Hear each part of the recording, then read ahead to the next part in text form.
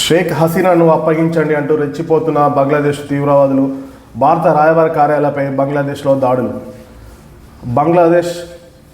బంగ్లాదేశ్ రాజధాని ఢాకాలో ఉద్రిక్త పరిస్థితులు చోటు చేసుకున్నాయి. అక్కడ భారత హైకమిషనర్ సమీపంలోని చాందాసనవాదులు నిరసనకు దిగారు. హసీనాకు ఆశ్రయం ఇచ్చే భారత్ను విచ్ఛిన్నం చేయండి అంటూ నినాదాలు చేశారు. బంగ్లాదేశ్ మాజీ ప్రధాని షేక్ హసీనా ప్రస్తుతం భారతదేశంలో ఆశ్రయం పొందుతున్న సంగతి తెలిసిందే.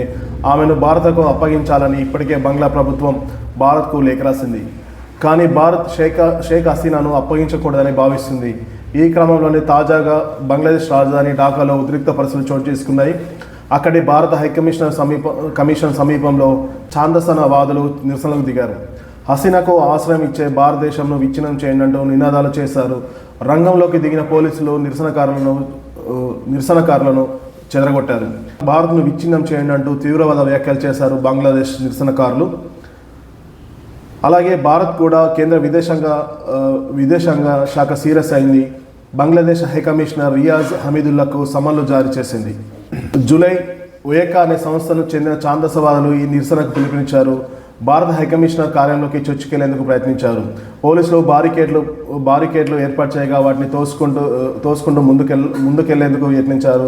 దీంతో ఆ ప్రాంతంలో తీవ్రమైన ఉద్రిక్త పరిస్థితులు నెలకొన్నాయి. ఇదిలా ఉండగా గతేడాది బంగ్లాదేశ్లో అల్లర్లు చెలరేగడంతో బంగ్లాదేశ్ మాజీ ప్రధాని షేక్ హసీనా తన పదవికి రాజీనామా చేసి భారత్కు తరలి వచ్చిన సంగతి తెలిసిందే.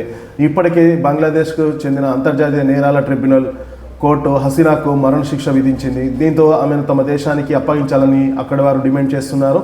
అంతేకాకుండా అక్కడి ప్రభుత్వం కూడా భారతదేశానికి లేఖ రాసింది. షేక్ హసీనాను అప్పగించండి, తమ అత్యున్నత న్యాయస్థానం ఆమెకు మరణశిక్ష విధించింది.